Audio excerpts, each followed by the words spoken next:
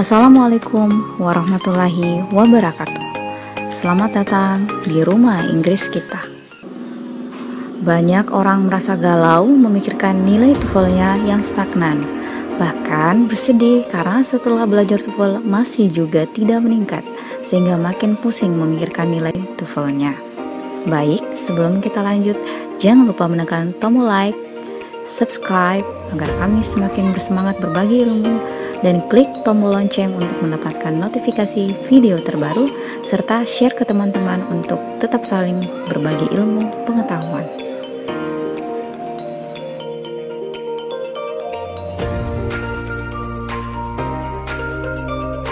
Video kali ini membahas tentang apa itu TOEFL. Jadi, TOEFL adalah kepanjangan dari Test of English as a Foreign Language.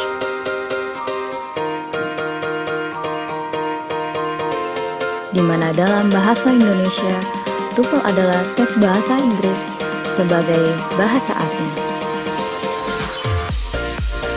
Bagaimana? Masih kurang paham? Baik, sekarang kita akan bahas lebih dalam.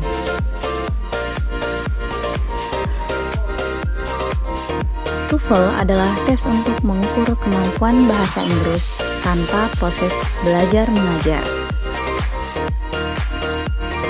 Ini berbeda dengan tes bahasa Inggris lainnya, di mana tes lainnya merupakan tes yang materinya telah dipelajari sebelumnya di dalam kelas bahasa Inggris.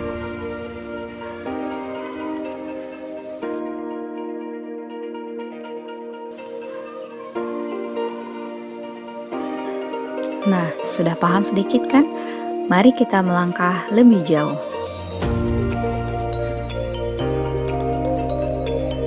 Sekarang kita akan membahas 3 macam TOEFL.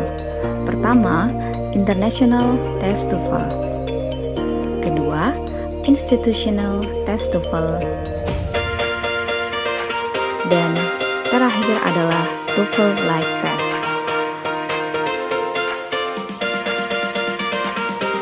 Menarik kan? Mari kita lihat perbedaan dari 3 TOEFL ini.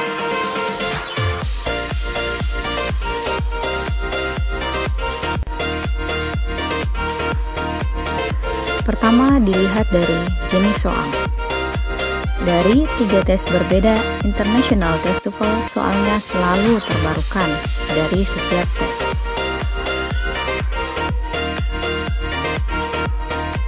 Sedangkan Institutional TOEFL dan TOEFL Like Test bersumber pada soal International TOEFL beberapa tahun sebelumnya. Perbedaan kedua dilihat dari masa berlaku tes tersebut, di mana International Test TOEFL berlaku 2 tahun, sedangkan Institutional TOEFL hanya berlaku selama 6 bulan.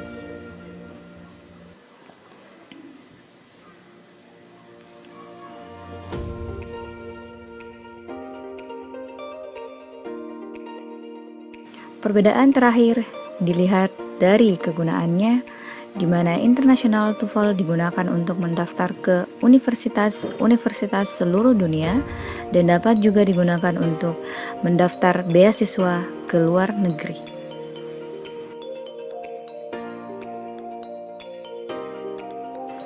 Institutional TOEFL Test dapat juga digunakan untuk mendaftar di universitas di luar negeri, tetapi tidak dapat digunakan untuk mendaftar beasiswa.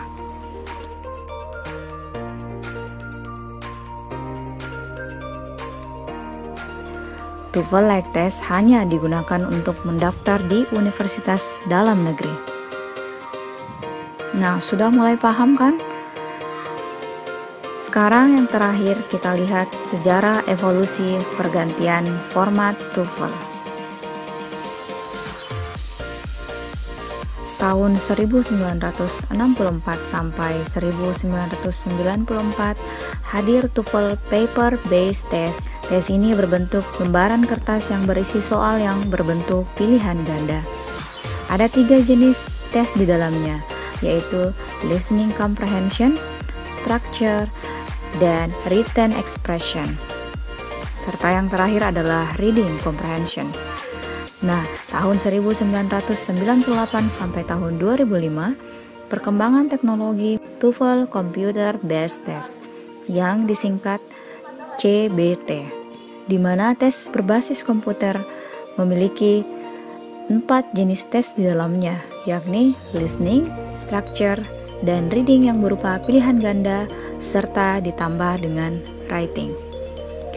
Tahun 2005 hingga sekarang memiliki tuntutan teknologi yang makin berkembang, maka TOEFL pun ikut berkembang dengan adanya TOEFL Internet Based atau disingkat IBT yang berbasis internet dan memiliki jenis tes terbaru selain listening, writing, dan reading, yaitu adalah speaking.